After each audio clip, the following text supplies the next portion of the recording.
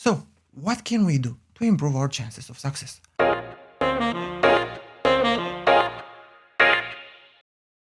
Hello friends, today we're discussing New Year's resolutions, why most of them fail, and what can you do to improve your chances of success.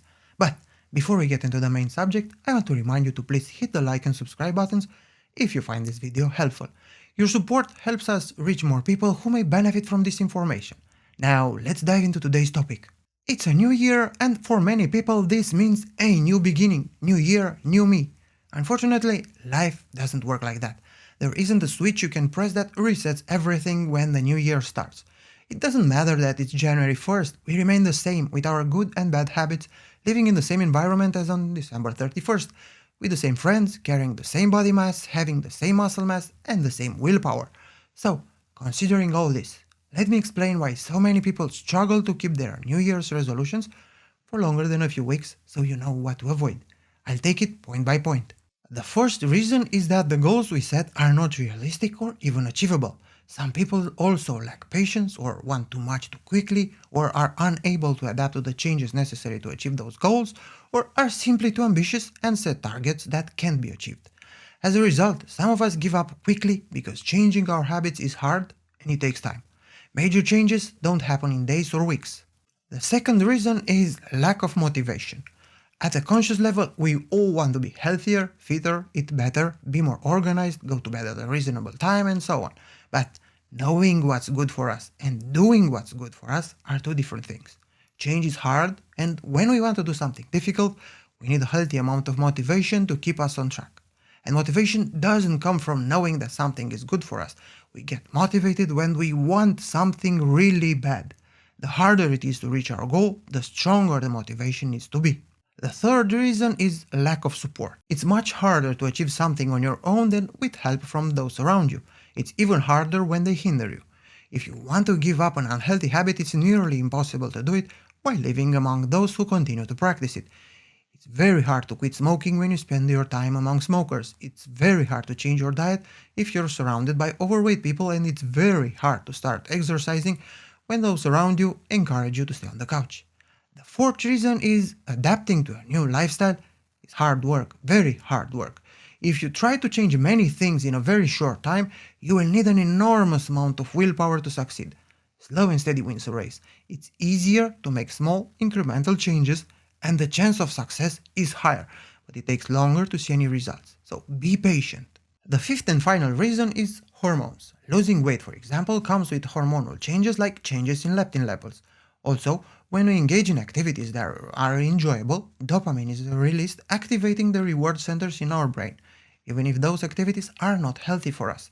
If you used to treat yourself with a cake or a shopping spree and you are able to give up that reward, you know exactly what I mean. It takes time to adjust to these hormonal changes, and unfortunately, many are giving up way too quickly. Are there any other reasons? Of course, I'll just mention lack of time, lack of information, the inability to handle the stressful moments that accompany big changes, or the inability to find things that bring us joy in the absence of the habits that we are giving up. So, what can we do to improve our chances of success? Following these simple steps can make a big difference. First, we need realistic goals. If we are talking about losing weight, for example, we can aim for 2 pounds per week. And another important thing here is to enjoy our progress and celebrate the milestones we achieve. Then, we need to find motivation, and that means finding your why and using it as a source of strength. For me, the goals are longevity and the desire to be mobile and pain-free when I will be older. If you can't find a reason for change, life will often present one for you. The problem is that it usually does it in a painful way, most often in the form of a health issue that must be taken care of. So, it's better to find your own motivation rather than being forced to act. Third, we need to find help. A support group or simply people with the same mindset. The chances of failure decrease significantly when you're surrounded by people who have the same goals and habits as you and who won't look at you like, oh, you're a weirdo just because you want to exercise, eat healthy because you don't smoke or you don't like to get intoxicated. Fourth, you need to make health a priority and give it the time it needs. It doesn't matter if it's time for sports, cooking healthy foods, relaxation, meditation, sauna or hiking. The time you spend doing these things is not wasted as long as they make you happy, and bring you closer to your goal. On the contrary, these activities will help you live longer and increase the quality of your life. And fifth, make a plan. Be organized. Try to stay informed and ask for help from specialists whenever possible. New Year's resolutions often fail because we don't take them seriously enough. If you want to make a change in your life, start now. Don't wait for a specific date or time. The best time to make progress is now. You don't have to make big changes, that just take small steps every day.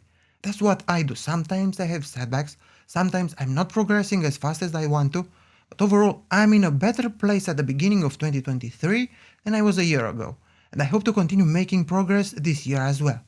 Thank you for joining me on this journey towards better health. My name is Ioan, the Longevity Nerd. See you in the next video.